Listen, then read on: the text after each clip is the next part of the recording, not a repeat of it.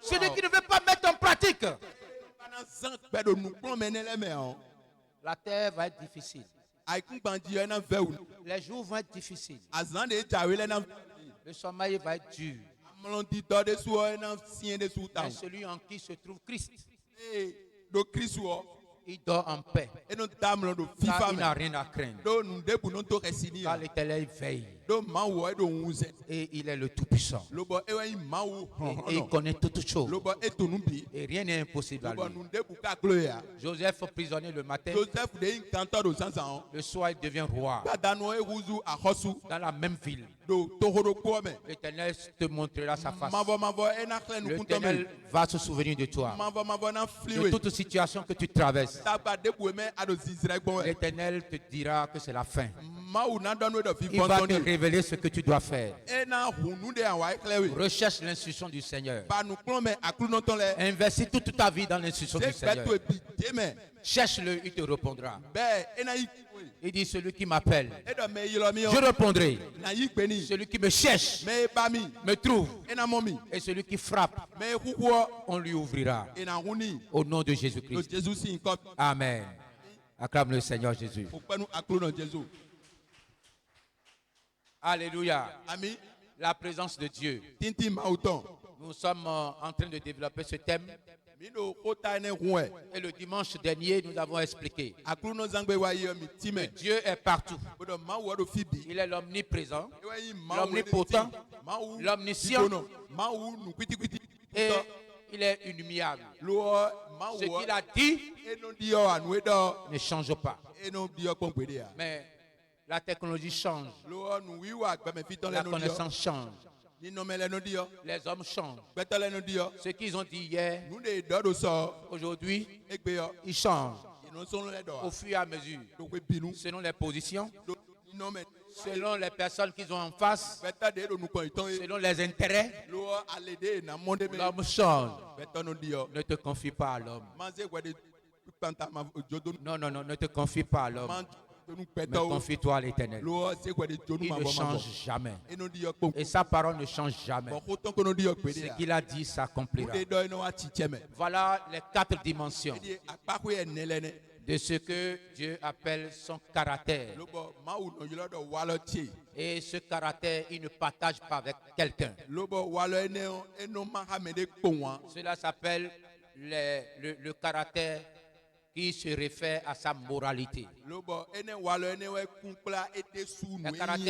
caractère qui ne se réfère pas à sa moralité. Donc nous appelons ça caractère non moraux de Dieu.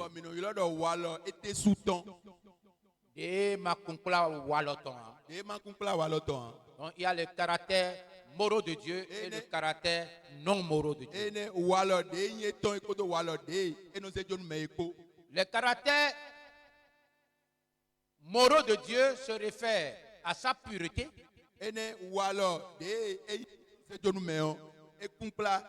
à sa sainteté, à son amour, à sa fidélité, à sa puissance. Et tout cela constitue son caractère qui se réfère à sa moralité. Et il dit, celui qui croit en moi, je lui donnerai la grâce d'être comme moi. Voilà pourquoi, étant enfant de Dieu, je dois aimer mon prochain. Et comme Dieu pardonne, je dois pardonner. Je dois chercher le bien des autres. Parce que Dieu cherche le bien des autres. Dieu est très fidèle. Enfant de Dieu, nous devons imiter Dieu pour mériter sa présence, mériter sa puissance. Nous devions comprendre que Dieu veut partager son caractère moral. Il veut partager. Et c'est celui qui manifeste cela. Celui qui manifeste cela. C'est cela qui prouve que véritablement il est en nous. Mais si nous disons que il est là et que nous faisons autre chose, nous nous trompons nous-mêmes. Mais on ne peut pas tromper les autres. Et quand si vous plaît On ne peut pas tromper non plus Dieu. Et quand si vous plaît ma ou mi On se trompe soi-même. Mi plaît mi le. Voilà pourquoi vous ne devez plus vous inquiéter. Et ouais zombo maintenant ça peut nous tia. Quand vous voyez des choses à gauche, à droite, Et il a mis mon level au DJ doit dire. vous avez la réponse. Car chacun a le choix. Mais celui qui croit au Seigneur, il choisit selon Dieu, selon les instructions du Seigneur. Voilà pourquoi vous devez vous dédicacer à Dieu. Vous devez vous dédicacer à Dieu. Vous devez faire la dédicace de votre pensée, de votre âme, de vos actes, de vos paroles. Tout ce que vous êtes appelé à faire, que cela reflète la volonté de Dieu. Alors Dieu sera avec vous. Dieu se manifestera avec vous. Quand l'ennemi vous verra, quand l'ennemi vous verra, il dira, ah, je connais Jésus. Et celui-là, il est comme petit Jésus. Il dit, ah, ça, voilà petit Jésus. Mais s'il ne voit pas Christ en vous, il va s'opposer à vous. Voilà pourquoi nous ne devons plus nous tromper. Nous devons savoir ce que nous faisons. Nous devons savoir là où nous sommes. Nous devons savoir là où il y a la vérité et aborder la vérité. Nous avons parlé de la présence de Dieu comme étant une nécessité absolue. Tu peux avoir 100 000 personnes avec toi. Mais si Dieu est avec toi, ça te suffit. Une seule personne te suffit. Le monde va à la perdition. On court pour avoir le grand nombre. Mais si l'aveugle conduit, quand l'aveugle conduit les aveugles, eux tous iront en enfer. Ils vont tomber dans le trou. Mais nous devons faire attention. On fait attention. En tant que leader, en tant que papa, en tant que maman, plusieurs sont derrière nous. Plusieurs nous regardent. Plusieurs nous suivent. Ne soyez pas un choc pour les autres. Ne soyez pas une pierre d'achoppement pour les autres. Voilà pourquoi vous devez savoir à quel prix Dieu vous a sauvé. Et ce qui est important sur cette terre, et c'est cela, la vraie vie. Si quelqu'un ne sait pas pourquoi il vit, il va agir comme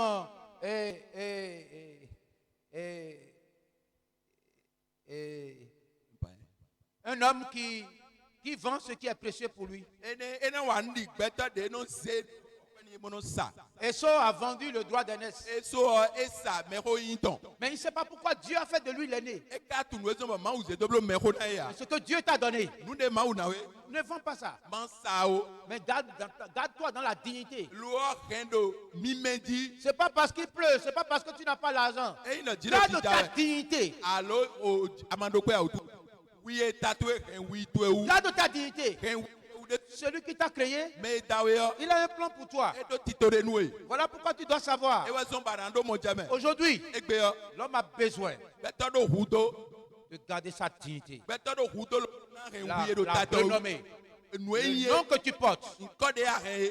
Ne vends pas cela dans un marché moins cher. Tu as des enfants, tu as des frères. Tu sors d'une famille. Et le nom que tu portes spirituellement s'appelle Jésus. Voilà pourquoi le nom de Jésus qui est sur toi te conduira au nom de Jésus. Te donnera la grâce au nom de Jésus. T'ouvriras les yeux au nom de Jésus. Te donnera la victoire au nom de Jésus. Et tu feras la gloire de Dieu au nom de Jésus. Amen. Amen. Nous avons dit que nous avons 7 points. 7 points pour rentrer dans la présence de Dieu. Car nous avons dit, Dieu est partout. Dieu est dans nos cœurs. Si nous croyons en lui, Dieu est là. Là où nous sommes dans la présence de Dieu. Mais si tu ne l'invites pas à quelque chose, il ne le fera pas. Mais cette dame, ces deux femmes qui se sont entendues pour manger leur enfant, Dieu n'était pas là. Dieu était là. Dieu a entendu. Dieu a vu leur décision. Mais Dieu n'a pas intervenu. Voilà pourquoi plusieurs païens aujourd'hui disent Dieu est partout. Qu'est-ce que tu vas faire là-bas? Dieu est partout. Regardez-les comme des perdus. Comprenez qu'ils n'ont pas la connaissance. Voilà pourquoi nous qui avons la connaissance, nous devons chercher Dieu en profondeur. Dieu est vraiment partout. Mais Dieu, quand vous ne l'invitez pas à ce que vous faites, il va croiser les bras et vous regarder. Adam et Ève dans le jardin d'Éden, ils prenaient leurs décisions. Dieu était là. Dieu n'a rien dit. Dieu les a laissés. Parce qu'il nous a créés avec un libre arbitre. Et la vie est un choix. Voilà pourquoi nous devons faire le choix de l'inviter. Le choix de la pureté, de la sanctification. Alors Dieu va se manifester dans tous les détails de nos vies. Donc, il y a la manifestation de Dieu.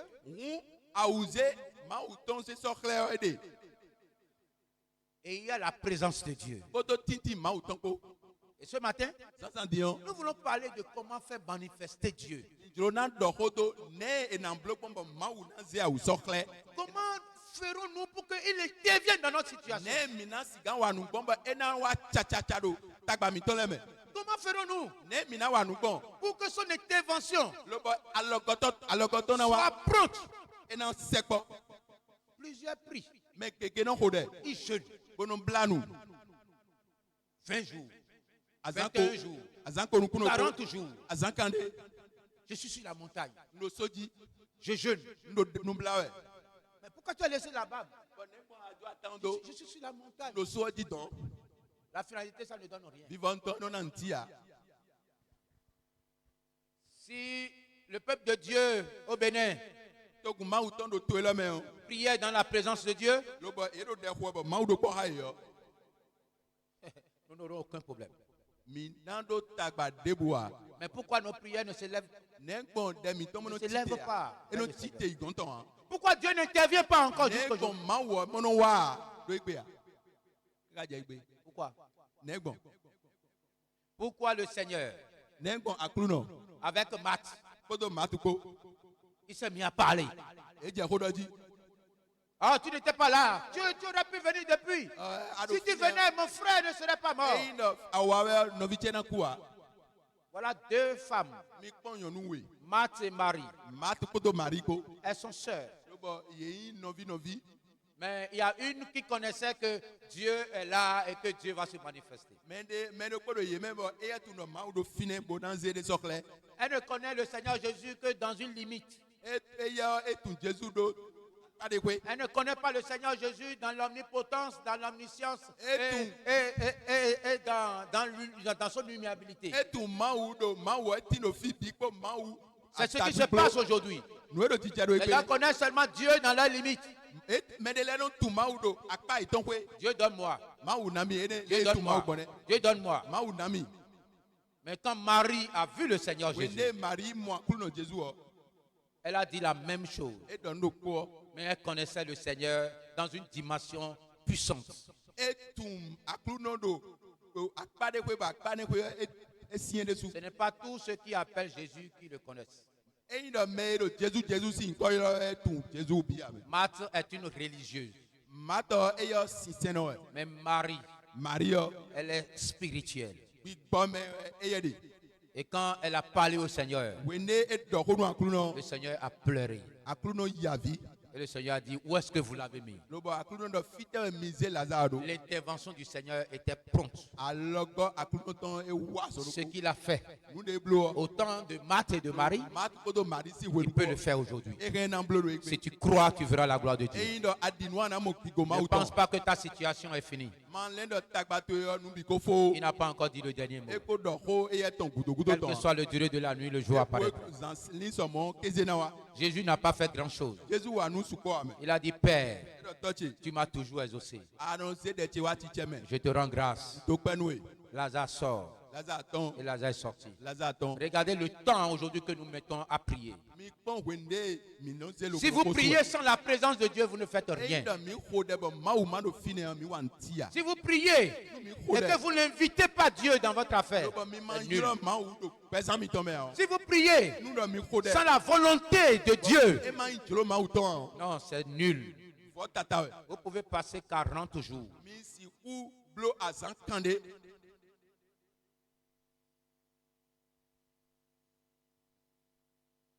Première chose à faire. Nous nous comptons. Première chose. Nous nous comptons. Le Seigneur dit ici, vous savez, la prière dans la Bible, dans toute la Bible, et particulièrement dans l'Évangile, le Seigneur Jésus, une seule fois, les disciples lui ont posé une question sur enseigne-nous.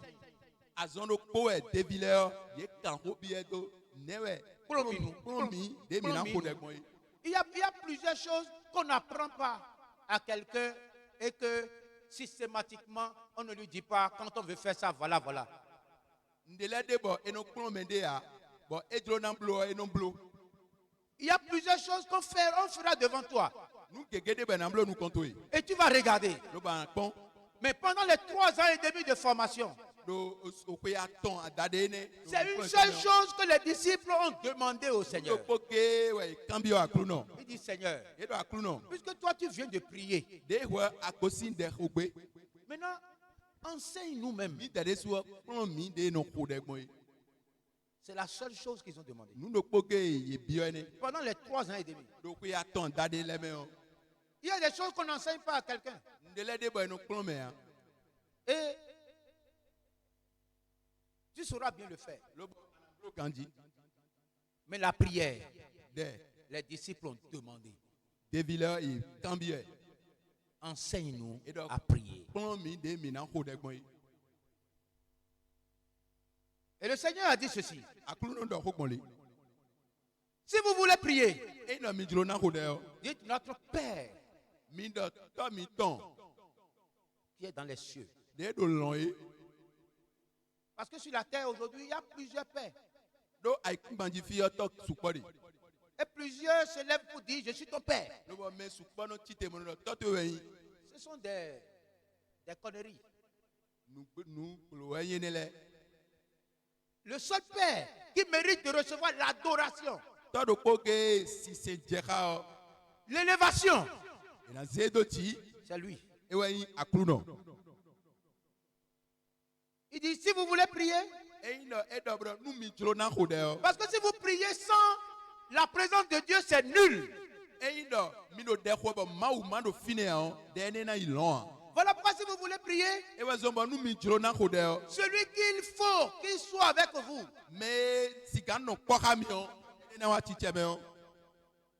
c'est lui. Voilà pourquoi dans cette salle, autant nous sommes,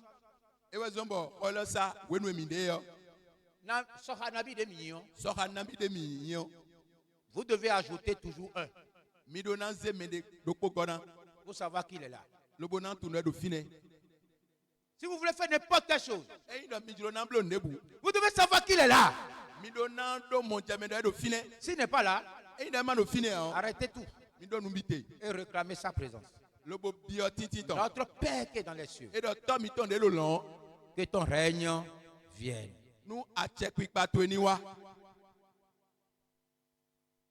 Mais nous pensons que nous avons déjà tout. Et l'orgueil nous prend. On transpire. On crie. On fait ce que nous voulons. On dit on n'a pas besoin de lui. On a déjà notre chapelet. On a déjà la bougie. On a déjà notre croix. Ah, Dieu est partout. Nous n'avons pas compris. Le Seigneur Jésus a dit, il dit, Père, tu m'as toujours exaucé. Tu ne l'as pas appelé. Tu ne l'as pas appelé. Et tu commences par invoquer le feu. Les sorciers vont mourir. Ou bien tu sors des épées. Que mes sorciers meurent. Que mes ennemis meurent. Tu es un sorcier. Dieu n'est pas dans ces choses. Dieu est dans la vérité. Si vous invitez sa présence et vous avez peur d'un sorcier, de quelqu'un qui va vous faire du mal, vous n'avez pas connu Christ. Première des choses, c'est adorer Dieu. C'est louer Dieu. Première des choses, si vous pouvez simplement louer et adorer Dieu, ça vous suffit. Dans Actes 16 au verset 30, Paul et Silas, Actes 16 verset 30. Dans la prison, ils n'ont rien fait. Ils ont commencé par louer. Et Dieu a intervenu dans leur affaire. Est-ce qu'ils lui ont dit de venir? C'est la louange et l'adoration. Et il est descendu. Et les portes et tout était ébranlé. Et eux qui étaient prisonniers,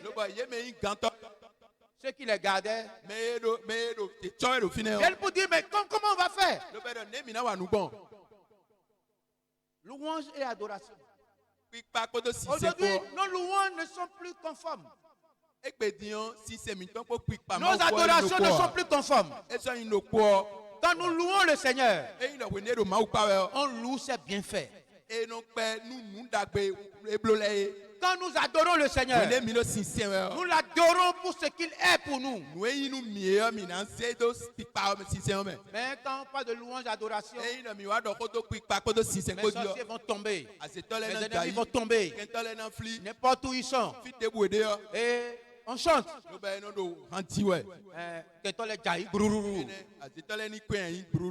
Ce ne sont pas des louanges. Ça. Le Seigneur ne se manifeste pas quand nous ne le connaissons pas. La louange et l'adoration doit être pure. Doit être pur, doit être sincère. Nous devons savoir que Dieu est fidèle. Et Dieu agit toujours. Si vraiment nous l'invoquons, si vraiment nous l'appelons, il agit toujours. Shadrach, Meshach, Abednego. Le trou a été creusé. Le feu a été mis. Ils n'ont pas crié. Ils ont dit notre Dieu est fidèle. Il s'élèvera au dernier moment. Et le roi dit, êtes-vous sûr? Vous pensez que votre Dieu est vivant? Ils ont dit notre Dieu est vivant. Et il s'élèvera. Ils étaient en train de glorifier leur Dieu. Louange et l'adoration, nous devions corriger cela. Nous devons savoir comment louer le Seigneur, comment adorer le Seigneur. Nous ne devons pas mettre le Seigneur dans les canaries, dans les assiettes, dans tout ce que nous faisons là. L'adoration sincère et pure vient du cœur. Vient du cœur.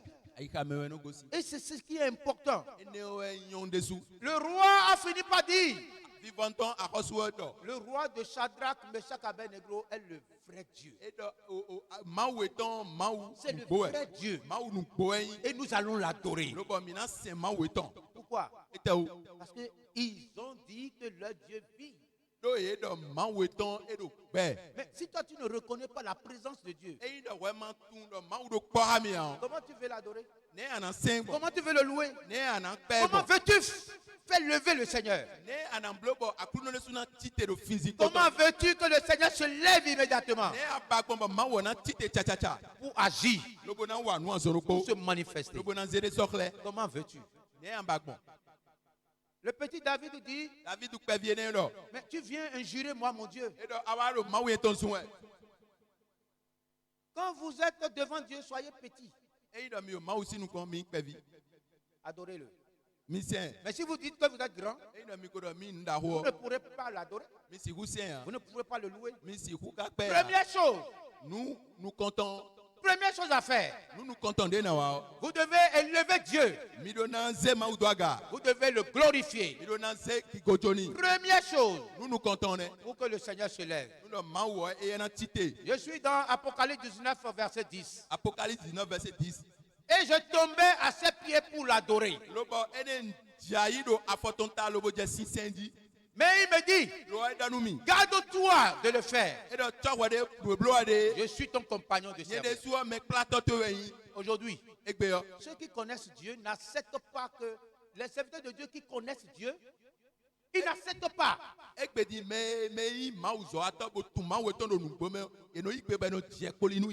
Ils n'acceptent pas qu'on leur donne la place de Dieu. L'adoration, la louange, c'est pour Dieu. Mais aujourd'hui, le peuple de Dieu est soumis sous un joug étranger. Et tous les noms sont donnés aujourd'hui aux leaders. Et tous sont à la recherche des titres. Papa. Papa, non, papa là, c'est différent de papa. Papa. Alléluia. Amen. Nous devons faire attention. Tu es en train de prendre la place de Dieu. Voilà un ange qui dit non. Non, Jean, ne fais pas. Non, c'est Dieu seul qui mérite notre adoration. Mais Dieu a envoyé l'ange. Et il veut prendre l'adoration de Dieu. Non, c'est toi notre pasteur, non? Mais c'est toi. Oh, c'est toi. Non, c'est toi. On prend son habit pour essuyer sa chaussure. Vous tuez les serviteurs de Dieu. Et eux-mêmes, dans leur ignorance, ils tombent. Le serviteur de Dieu est d'abord et avant tout un homme. N'oubliez pas. Il est avant tout un homme. Donc vous devez faire attention. Si vous voulez que votre adoration porte vers Dieu, que votre adoration ait du prix vers Dieu, la même source qui donne gloire aux hommes en les élevant au-dessus de Dieu ne peut plus élever Dieu. Non. Parce que si la crainte de Dieu va à Dieu, il n'aura plus jamais peur d'un homme. Non, tu vas l'aimer. Alléluia. Amen. Première chose, nous comptons notre adoration. Nous devons aller à l'école de comment louer le Seigneur et de comment adorer le Seigneur. Nous devons aller dans cette école. Et nous devons savoir comment le faire. Parce que Dieu est tellement bon, il est tellement fidèle. Deuxième point. Dieu parle dans le calme et dans le silence. Voilà pourquoi si un homme veut écouter Dieu, veut voir la puissance de Dieu, il faut que la personne se retire.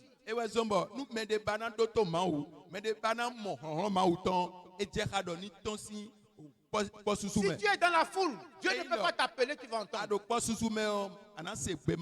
Si Dieu t'appelle, tu n'entendras pas. Voilà pourquoi parfois, pour que Dieu parle à quelqu'un même, il le retire. Il le met dans un lieu où il va lui parler. Parfois, dans les hôpitaux, Dieu les envoie juste pour leur parler.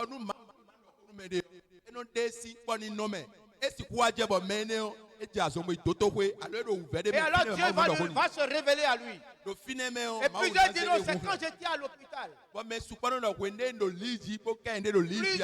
sont dans les lieux de détention. Dieu les envoie là-bas pour pouvoir leur parler. Vous pouvez voir cela dans Job 33 à partir du verset 14. Job 33 verset 14. Et Dieu le fait juste parce que Dieu veut vous parler. Et parce que Dieu ne trouve pas assez du temps, alors Dieu fait tout pour vous écarter, pour vous enlever de là. Pour que vous puissiez l'écouter, vous puissiez l'entendre.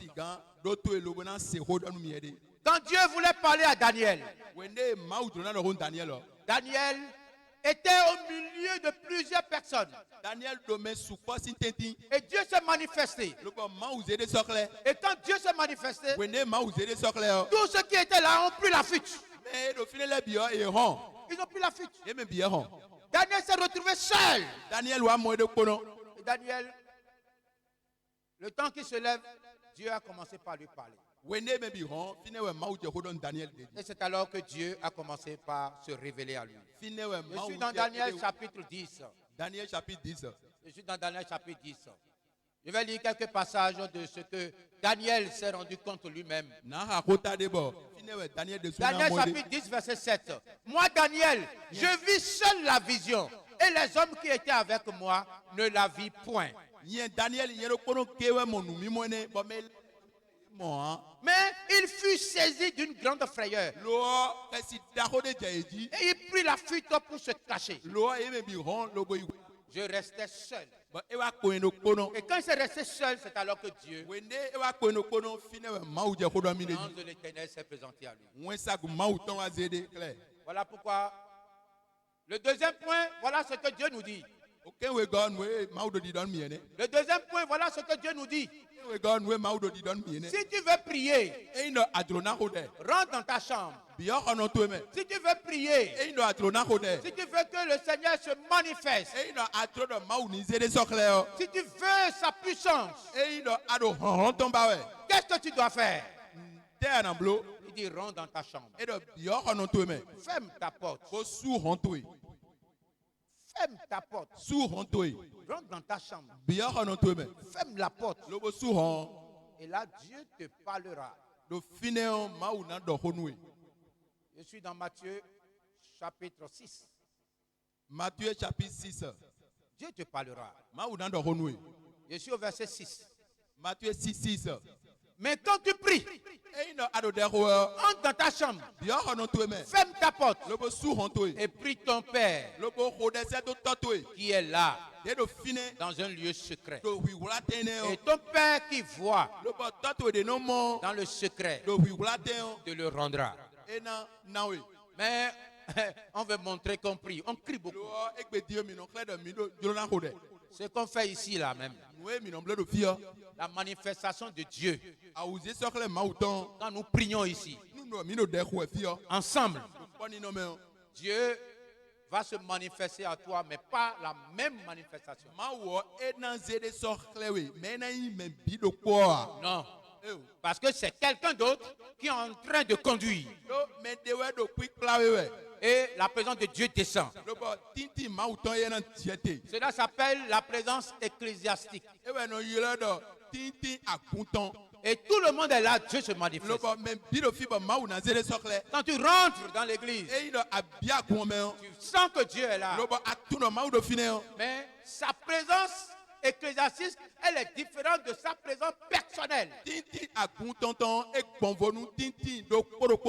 Personnelle. Et quand Dieu rencontre quelqu'un personnellement, Dieu permet à la personne de rentrer dans sa présence personnelle. Et c'est une transformation totale. Mais quand Dieu se manifeste ici, plusieurs prennent la décision de changer. Plusieurs sont motivés. Plusieurs sont saints. Plusieurs sont... La présence ecclésiastique est trompeuse. Quand tu sors de là, c'est fini. Mais si c'est dans ta chambre, toi seul, et la présence est personnelle, quand ça vient, ça ne te laisse pas. Jacob a eu une présence personnelle. à Bethel. Et il dit, avant que tu ne partes là, tu dois me bénir. Tu dois me bénir. Parce que quand tu connais la présence personnelle, ta vie changera à jamais. Mais si c'est dans l'église, ça c'est la présence ecclésiastique. Tout le monde est motivé. Tout le monde prend la décision. Mais quand tu sors, toi-même tu verras que ça a diminué. Et la décision que tu prends ce matin, en ce lieu, au nom de Jésus, l'Éternel fera grandir cela. L'Éternel te fera accomplir cela au nom de Jésus. La présence ecclésiastique se transformera en présence personnelle. La bénédiction que tu reçois ce matin ici sera une bénédiction éternelle. Au nom de Jésus. Deuxième point. Deuxième point. Si tu veux que Dieu se manifeste, mets le calme et le silence. Et retire-toi. Plusieurs pensent que Dieu là, on peut le manipuler. On ne manipule pas Dieu. Si quelqu'un t'a fait quelque chose, si tu as une situation délicate, ne pleurniche pas. Ne crie pas. Ne va pas te plaindre à gauche, à droite. La seule personne auprès de qui tu vas te plaindre pour être victorieux, c'est le Seigneur. Mais seul, corps à corps, toi et moi. Mais si tu bavardes, ça va durer, ça va mettre du temps. Tu finiras par dire, mais Dieu, tu ne m'attends pas. Mais Dieu t'entend. Mais ce n'est pas sa méthode. Dieu est spirituel. Dieu est spirituel. Il n'est pas logique. Non, c'est l'homme qui est logique. C'est l'homme qui raisonne. Mais Dieu a ses principes spirituels. Et enfant de Dieu, tu dois chercher Dieu. Tu dois recevoir ses instructions pour que Dieu soit avec toi. S'il est avec toi, tu n'as plus rien à craindre. Deuxième point, tu dois mettre le calme. Si quelqu'un se confie à Dieu, c'est fini. Écoutez, Joseph était en prison. Joseph n'a jamais cherché la femme de son chef. Je ne dois jamais faire ça. À cause de mon Dieu. Il a été accusé méchamment. À aucun endroit, Joseph ne s'est jamais plaint. Il était en prison. Il n'a pas pleuré. Il ne s'est pas plaint. Il n'est pas allé voir le chef pour plaider son innocence. Car Dieu, celui qui t'a créé, il voit ton innocence. À force de parler, tu es en train de perdre tes forces, tes capacités. Tu es en train de détruire ton Dieu. Quand quelqu'un se confie à Dieu, il se tait et il laisse Dieu agir. Je combattrai pour toi et tu garderas silence. Acclame le Seigneur Jésus. Dieu est très bon. Très très bon. Très très bon. Il est très bon. Si tu veux prier, rentre dans ta chambre. Rentre dans ta chambre. Et prie Dieu. Il va t'entendre. La Bible dit que Zacharie et Élisabeth n'avaient point d'enfants.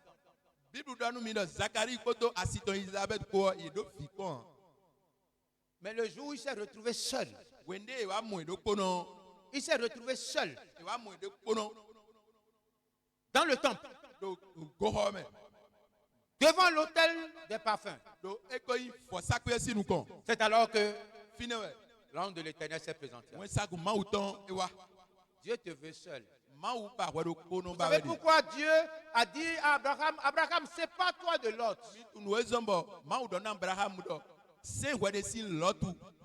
Il n'a pas dit, il faut être contre Lot ou ça, parce que Lot est ton ennemi. Il n'a pas dit ça.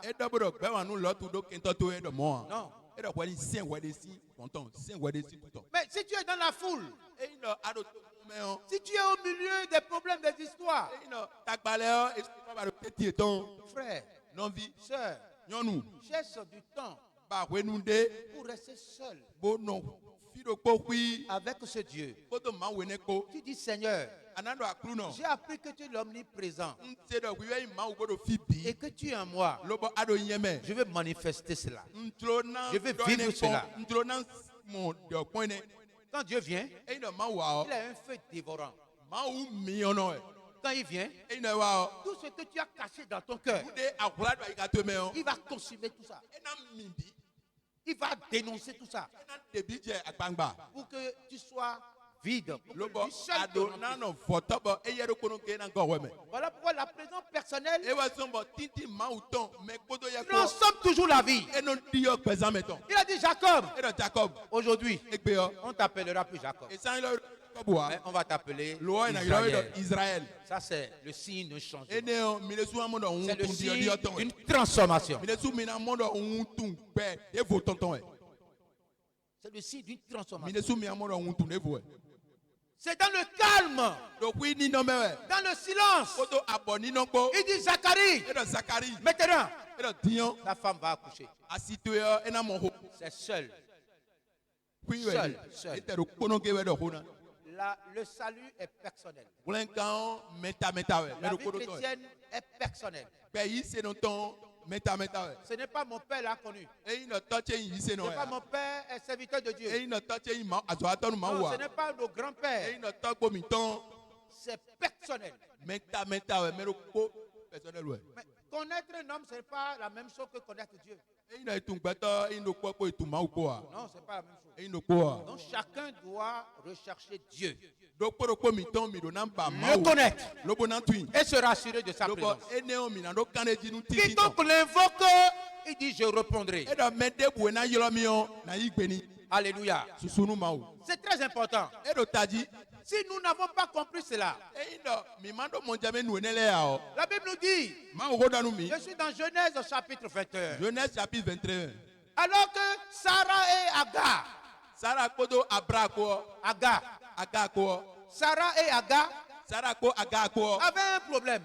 Et dans ce problème, Dieu voyait que Sarah a pris une décision vraiment no sense. Tu prends ton mari, tu le donnes à quelqu'un d'autre.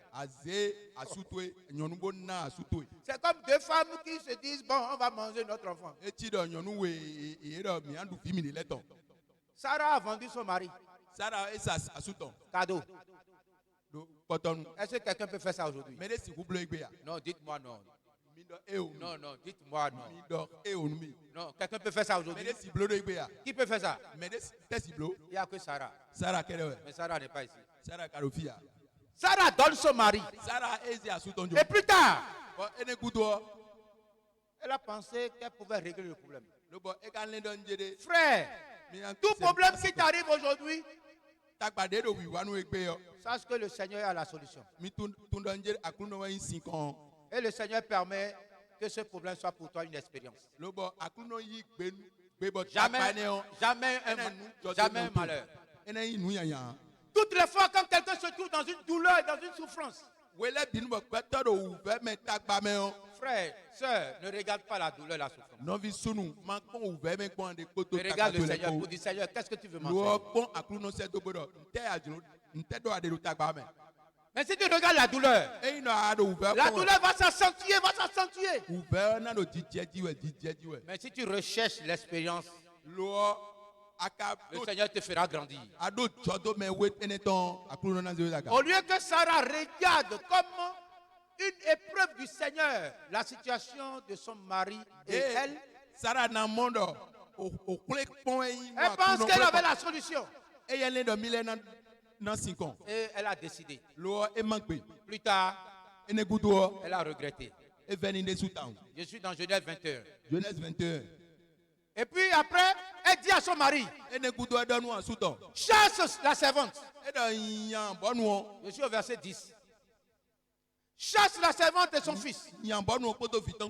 Car le fils de cette servante n'héritera pas avec mon fils.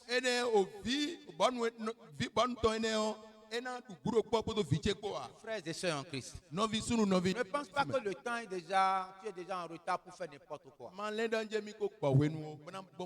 La prophétie du Seigneur court à son terme. Attends-la. Ne fais pas n'importe quoi. Le Seigneur dit à Abraham, obéis à ta femme, obéis à ta femme. Mais Dieu dit à Abraham, au verset 12, que cela ne déplaise pas à tes yeux, à cause de l'enfant et de ta servante. Accorde à Sarah tout ce qu'elle te demandera. Accorde-la. Et du coup, Abraham se leva du bon matin au verset 14. Il prit du pain et une outre d'eau. Non,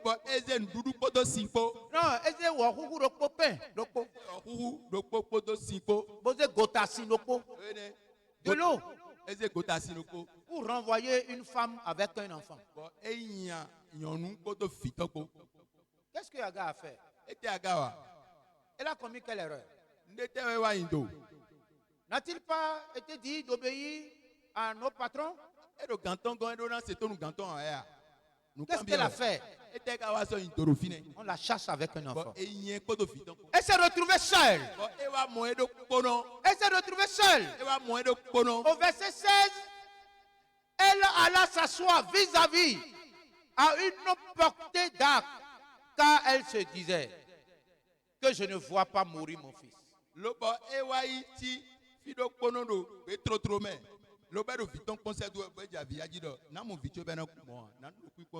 Quel est ton problème aujourd'hui?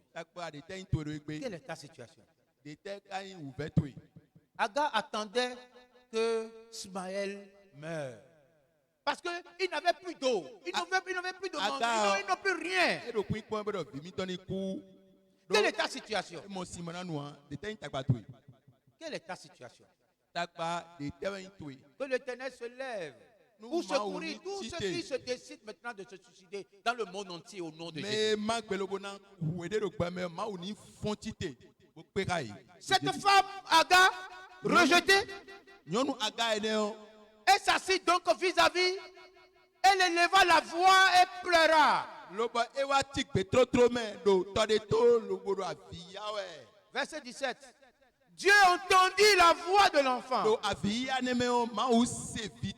Et l'ange de Dieu appela du ciel Agar. Si vous voulez que Dieu intervienne dans votre situation, vous devez être dans le calme, dans le silence. Agar n'a pas dit, Agar n'a pas dit, j'ai fait un enfant dans la maison. Elle n'a pas dit ça. Agar n'a pas dit, je suis aussi une femme. Agar n'a pas dit ça. Agar est sorti. Avec juste un bout de pain. Frères et sœurs, vous n'avez pas besoin de vous justifier. Dieu voit. Et Dieu connaît tout. Il suffit pour vous de vous retirer. Et de rester seul. Et de parler à l'Éternel. Et l'Éternel répondra. Dans cette situation, Dieu était là. Dans ta situation, Dieu est là. Dans ton problème, Dieu est là. Dieu te répondra. En ce lieu-là, Dieu était là. Jacob dit, ce lieu est redoutable. Donc Dieu est là.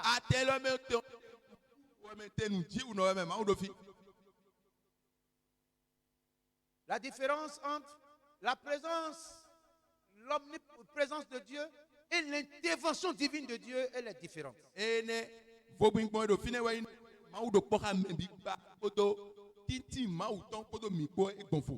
Avant que tu ne prennes une décision contraire à la volonté de Dieu, Dieu va se révéler à toi. Dieu va manifester sa présence. Abraham a pris le couteau, était prêt à tuer son fils. Quand le Seigneur s'est présenté, il dit, Abraham, tu ne feras pas ça. Tu ne feras pas ça. Mais pourquoi cette femme, en livrant son fils, pour qu'il mange le fils, pourquoi Dieu ne s'est pas présenté? Mais pourquoi Dieu ne s'est pas présenté? Cela ne sera pas ton cas au nom de Dieu. Avant que tu ne prennes décision pareille, Dieu va se révéler à toi. Dieu va se manifester. Dieu va agir. Troisième point, la repentance. Si quelqu'un se repent, les écris des cieux s'ouvrent et le Seigneur se manifeste. La repentance, c'est quitter les ténèbres pour la lumière. Et c'est ce que Dieu veut. Toutes les fois, quand le voile tombe, la vie change et l'histoire change. La repentance. Quitter le monde pour la lumière. Voilà pourquoi Pierre dit, après avoir entendu, que ferons-nous maintenant? Pierre a dit, repentez-vous. Repentez-vous. La repentance, c'est le retour d'un enfant perdu à la maison. L'enfant prodigue dit, je retournerai. Avant que la repentance n'intervienne, la Bible dit, l'enfant rentra en lui-même. Dieu est là. Si tu veux voir sa puissance intervention, répands-toi. Dès que tu te répands, immédiatement lui il agit. La repentance, ça fait sauter Dieu sur son trône. Ça fait sauter Dieu. La Bible dit, dans 1 Roi chapitre 3, que le roi Salomon, il se leva pour faire un sacrifice à Dieu. Il a pris 1000 holocaustes. 1000 pour offrir à Dieu. Et dès qu'il a fait le sacrifice, la nuit, le Seigneur vient. Il le réveille. Salomon, ce que tu as fait là, je suis content. Maintenant dis, qu'est-ce que tu veux? Le sacrifice. Aujourd'hui, ce n'est pas que quand je vais dire ça, je vais vous dire d'amener l'argent. Non. Dieu ne veut pas votre argent. Non. Et l'argent que tu as même n'est pas pour toi. Non. Tout ce que tu as, c'est pour Dieu. Et Dieu t'a donné pour que ça soit pour lui. Mais ce que Dieu veut aujourd'hui, c'est Romains chapitre 12. Verset 1er. C'est toi-même qui es le sacrifice. Dieu ne veut pas holocauste. Non. Il ne veut pas les animaux. Il ne veut plus qu'on ait sacrifié sur l'autel. Mais c'est toi-même qui seras le sacrifice vivant. C'est le sacrifice que Dieu aime, que Dieu veut, que Dieu adore. Non, aujourd'hui là, non, Dieu ne veut pas ton argent. Non, Dieu n'est plus dans ces choses. Mais Dieu veut te sauver. Si tu te laisses en sacrifice, si tu te laisses en sacrifice, Dieu va agir. Dieu va se lever. Dieu va dire, parce que ce que Dieu veut, Dieu veut aujourd'hui que tout le monde se répande. Dieu veut la repentance. Acte 17, verset 30. Acte 17, verset 30. Dieu dit ceci. Il dit, Dieu sans tenir compte des temps d'ignorance annonce maintenant à tous les hommes, en tout lieu, qu'il est à se repentir. Pour bénéficier de la présence de Dieu. aujourd'hui, donne-toi tout entier. Donne-toi tout entier. C'est le sacrifice qu'il veut. C'est l'offrande qu'il veut. C'est ce qu'il agrée. C'est ce qu'il veut. Salomon, pendant ce temps, c'était les holocaustes. Mais nous ne sommes pas au temps de Salomon. Nous sommes dans le sacerdoce de Jésus. Non, je ne vais pas vous amener au temps de Salomon. Non. Dieu, dans les derniers temps, a parlé au Fils. C'est au Fils. C'est le Fils qui est l'héritier. C'est lui qui est le reflet de la gloire et l'empreinte de sa puissance. Et c'est lui. Donc, nous n'avons pas aujourd'hui à mentir. Nous devions tout faire pour que la repentance soit une réalité. Si tu te répands, Dieu sera avec toi. Si tu te laisses en sacrifice. En disant, Seigneur, je préfère me donner à lui. Celui qui donne sa vie, c'est alors qu'il reçoit la vie. Si tu veux être dans sa puissance, abandonne-toi à lui. Laisse-toi tout entier. Sois un sacrifice vivant. Non, car le sacrifice vivant, c'est l'holocauste qui est déjà sur l'autel, qui est déjà attaché. Quand un animal est attaché, c'est fini, il n'a plus de force. Donc, enfants de Dieu, soignons tous. C'est ça le sacrifice vivant. Si quelqu'un veut vivre pour lui-même, il ne peut pas l'être. Et Dieu ne peut pas se manifester dans quelqu'un qui veut sa propre gloire. Voilà pourquoi dans la louange et dans l'adoration, ne parlez pas de vous-même, parlez de Dieu. Ne va pas prier Dieu pour dire, Seigneur, regarde ma vie, regarde mes services. Il n'a pas les yeux. Il n'a pas les yeux. Non, va parler de lui. Celui qui parle de Dieu, Dieu l'élève. Va parler à tout le monde. Allez-y faire de toutes mes nations des disciples. Enseignez-leur ma parole. Alors je serai avec vous. La promesse, elle est merveilleuse, elle est grande. Quatrième point. Nous devons chercher la volonté de Dieu dans tout ce que nous faisons. Si tu ne cherches pas la volonté de Dieu, quand Dieu n'est pas un objet, on le transporte en désordre. La volonté de Dieu, elle est principale, primordiale. Et nous devions faire tout selon sa volonté. Quand vous savez que Dieu veut prendre contrôle d'une situation, faites tout pour que ce soit sa volonté. Car si Dieu veut jouer sa partition, Dieu voudrait que tout soit à lui. Tout soit à lui. Si vous ne lui donnez pas tout, vous n'aurez pas tout. Non, vous n'aurez pas tout. C'est comme ça que le Seigneur agit. Dans Jean 8 au verset 30. Quand Jésus parlait, comme Jésus parlait, ainsi plusieurs crurent en lui. Plusieurs crurent en lui.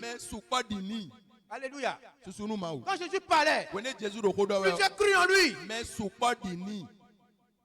Pourquoi? Ils ont vu les miracles. Cette présence-là, pour voir les miracles, pour voir les dons,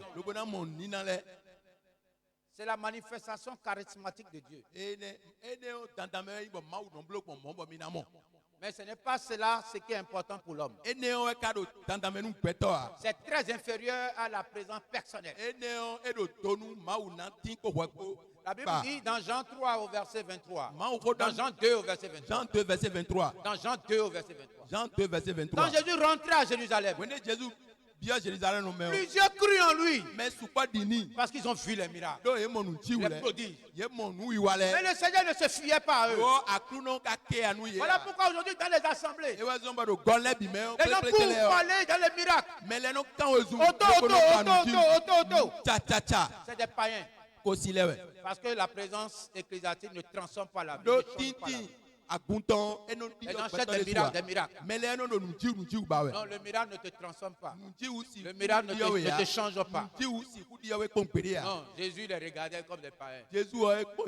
Parce qu'il les connaissait. C'est ce qui a été écrit. Et il voyait des miracles. Mais Jésus ne se fiait pas à eux. Parce que Jésus les connaissait.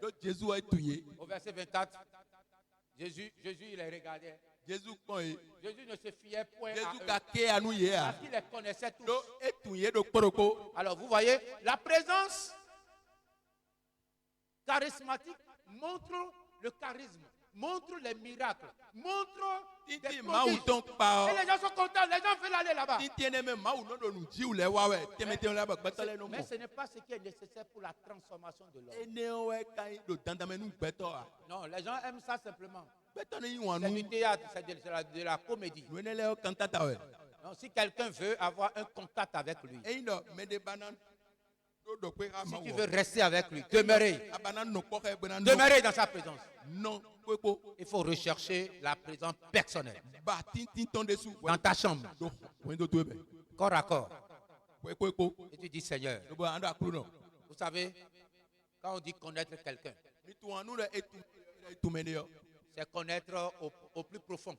C'est d'avoir une relation. C'est d'avoir une intimité. C'est d'avoir une intimité. La Bible a dit Joseph ne connaissait point Marie. Joseph ne connaissait point Marie. Joseph donc il n'y a rien qui peut se produire. Voilà pourquoi le Saint-Esprit conçut en elle. Voilà pourquoi il est important pour que nous comprenions les choses. Comme Jésus parlait ainsi, plusieurs crurent en lui. Je suis dans Jean 8 au verset 30. Jean 8, verset 30. Au verset 31, il dit aux Juifs qui avaient cru en lui. Il dit, si vous demeurez dans ma parole, vous êtes vraiment mes disciples. Vous connaîtrez la vérité vous affranchira. Voilà.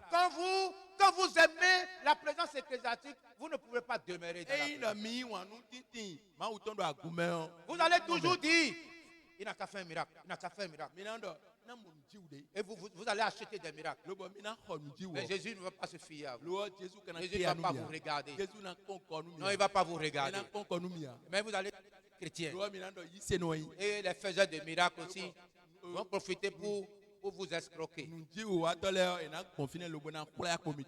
Donc, cela ne profite en rien.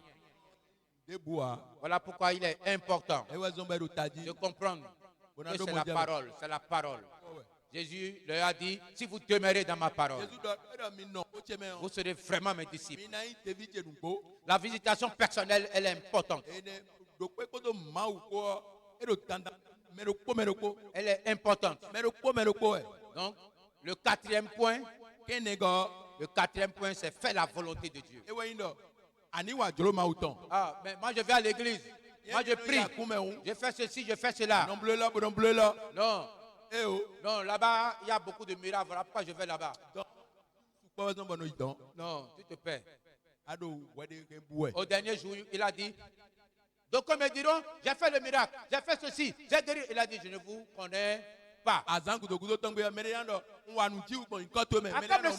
Seigneur, ça c'est des paroles puissantes. Ça c'est des paroles qui vous rassurent, Ça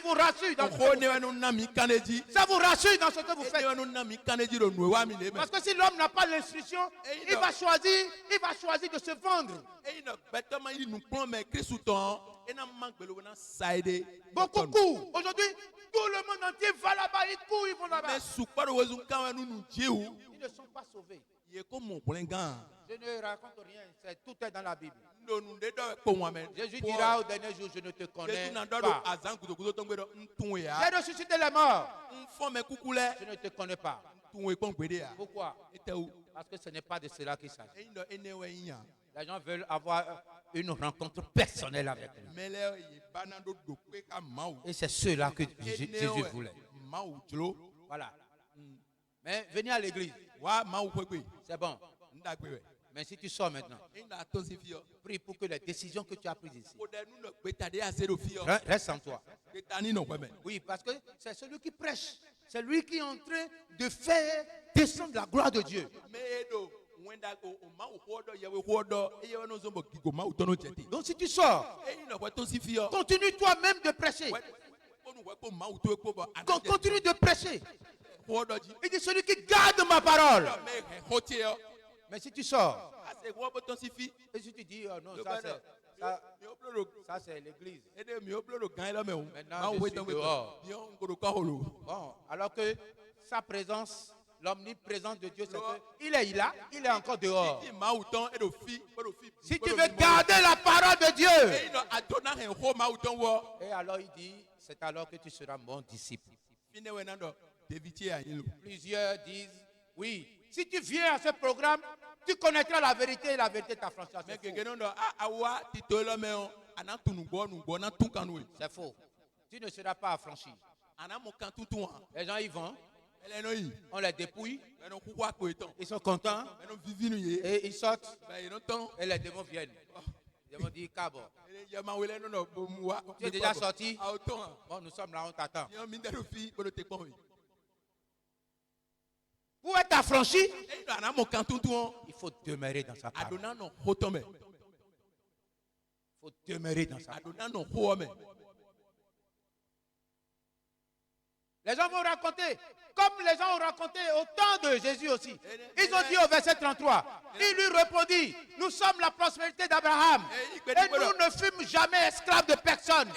Comment dis-tu, vous deviendrez libres? Comment tu peux dire ça? Il reprochait Jésus. Il reprochait Jésus. Ah, moi, nous on a été, c'est là-bas. Qui peut faire le miracle comme cet homme? Qui peut guérir comme cet homme? C'est la même chose. C'est la même chose. Jésus savait tout. Cinquième point. Cinquième point. Vous devez reconnaître l'autorité suprême de Dieu. Et quand vous proclamez cela au-dessus de tout, Dieu se manifeste. Je sais que Dieu, tu peux tout. Et Dieu va se manifester. Mais quand tu trouves un poste, tu trouves un homme, tu trouves des circonstances, tu laisses l'autorité de Dieu. Même dans ton travail séculier, Dieu est au-dessus de ça. Dieu est au-dessus de ça. Dieu est au-dessus de ça. Un rendez-vous spirituel est au-dessus du travail que tu fais. Et au-dessus de ça, il faut reconnaître l'autorité et le manifester avant que Dieu même ne se manifeste en toi. Quand nous avons peur en face des gens, quand nous ne voulons pas le confesser devant les gens, nous retenons le bien, nous ne voulons pas faire le bien. Parce que nous voyons qu'il y a un homme là. Dites la vérité. Vous deviez proclamer la vérité. Mais quand vous lisez l'histoire du prophète Jérémie, Jérémie dit, roi, voilà ce que l'Éternel a dit. Le peuple courait derrière lui. Le roi dit, enfermez-le. On l'enferme. Il a connu la douleur, la souffrance. Parce qu'il a mis l'autorité de Dieu au-dessus de tout. Au-dessus de tout. Le roi Saül dit, mais le peuple était nombreux, il m'attendait, je dois faire le sacrifice. Non. Dieu dit, c'est moi d'abord. L'autorité de Dieu est au-dessus. C'est Dieu d'abord. C'est Dieu d'abord. Les gens disent, mais au lieu que tu viennes pour que notre frère ne meure pas, Jésus dit, Dieu peut tout. Il n'est pas en retard. Donnez-lui toute la gloire. Et laissez-le agir. Il agira.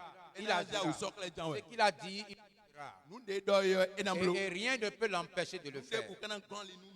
Et Dieu est Dieu. Il est l'Éternel. Voilà pourquoi il dit, n'ayez pas peur. Ne vous craignez rien. Géhazi était avec son maître, Élisée. Et il avait peur devant l'armée syrienne. Il avait peur parce qu'il a vu l'armée syrienne. Élisée dit, qu'est-ce que tu as? Il dit, mais ils sont nombreux. Ils vont nous tuer. Jérémie dit, Dieu, pardon, ouvre les yeux pour qu'il voie l'armée céleste. Et Géhazi, il a vu l'armée de Dieu. Que Dieu t'ouvre les yeux pour que tu vois la puissance de Dieu. Pour que tu vois la puissance de Dieu. Si tu vois, tu sauras que tu n'es pas seul. Ce que le Seigneur a mis en toi, c'est plus fort que ce qui est dans le monde. 1 Jean 4,4. Ce que Dieu a mis en toi, ce qui est en moi, est plus puissant que ce qui est dans le monde. Le Seigneur ouvre les yeux de Géhazi. Géhazi a vu, il dit, ah! Même là où nous sommes là, nous ne sommes pas seuls. Il y a l'armée de Dieu là. Ne crains rien du tout. Tout est pour la gloire de Dieu. Dieu ne te laissera jamais seul. Les anges de l'Éternel camperont autour de toi. Dieu te protégera. Dieu te gardera. Tes pieds ne vont même pas heurter une pierre. L'Éternel te rendra invisible aux yeux de tout esprit démoniaque satanique. L'Éternel te protégera, te gardera. Dans ton aller comme dans ton retour. Au nom de Jésus. Notre Dieu est bon. 6e point. Regardez, comment vous pouvez vouloir quelque chose sans le manifester?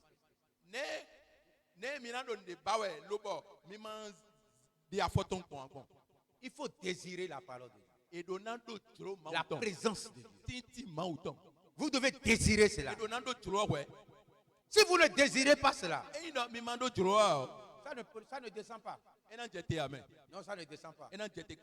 Vous deviez désirer ça. Tout est désir.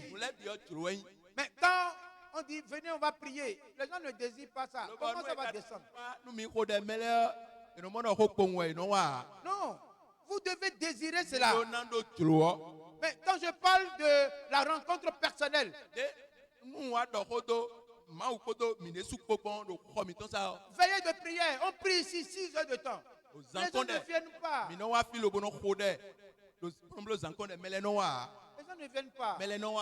Le psalmiste dit dans Somme 42, il dit comme une biche soupire après des courants d'eau, ainsi mon âme soupire après toi, ô Dieu. Mon âme a soif de Dieu vivant. Quand irai-je, je paraîtrai devant la face de Dieu.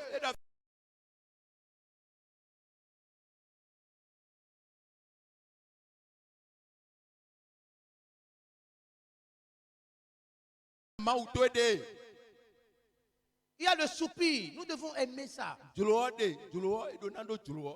quand tu n'aimes pas ça, comment tu veux l'avoir? Il descend seulement? Non. Non. Tu seras en train de souffrir tous les jours.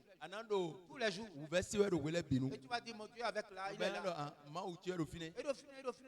Il est là, il est là. Il va agir. Jusqu'à ce que tu vieillis. Lève-toi. Tiens-toi sur tes pieds. Lève-toi. Lève-toi. Le 7e point. Le 7e point, tu vas recevoir le 7e point. Debout. Debout. Plusieurs ont géré la situation jusqu'à ce que les temps sont passés. Et quand ils ont eu la réponse, ils ont dit, oh Seigneur. Job a connu la douleur, la souffrance. Il disait toujours, il restait toujours dans sa position. Mais quand il a changé, il a dit, oh Seigneur, il dit, Éternel, j'ai entendu parler de toi. Mais mes yeux t'ont vu. Le 7e point. Tu dois aimer la parole. Tu dois méditer la parole. Tu dois lire la parole. Nous avons parlé de la rencontre personnelle. Rencontre personnelle.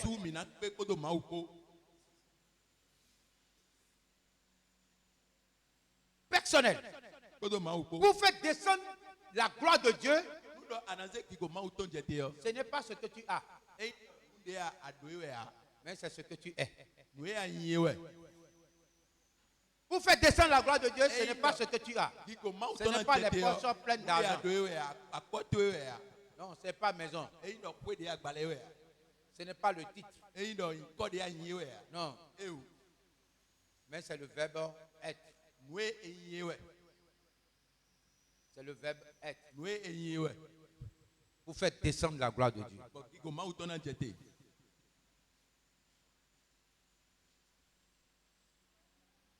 Voilà pourquoi il faut rechercher la chambre haute. La Bible dit que 120 personnes étaient rassemblées en haut et ils priaient et la puissance de Dieu est descendue.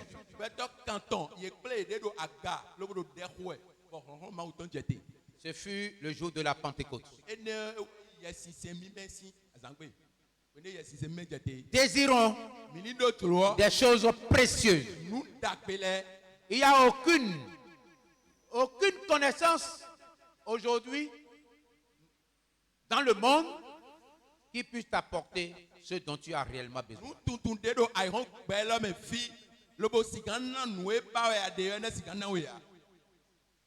Voilà pourquoi nous devions comprendre. Quand quelqu'un s'inquiète, il n'a pas du tout la présence de Dieu. Quand quelqu'un a peur, il n'a pas la présence de Dieu. La présence de Dieu efface les inquiétudes. Tu dois lire la parole. Quand tu liras la parole, tu vas rendre grâce à Dieu. Action de grâce. La Bible a dit dans Philippiens 4:6, il dit ne vous inquiétez de rien, mais en toutes choses. En toutes choses. Voyez l'action de grâce. L'action de grâce. Tu vas élever la voix. Tu en as reçu beaucoup. Et tu as connu la présence ecclésiastique de l'Éternel. Dis Seigneur, accorde-moi la grâce de sa conservation. Prie au nom de Jésus. Prie au nom de Jésus. Prie. Seigneur, je veux demeurer dans ta présence.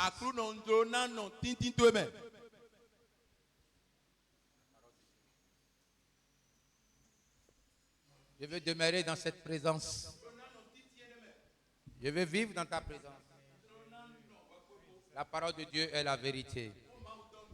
Quand quelqu'un y croit, c'est fini. Croire conduit au salut.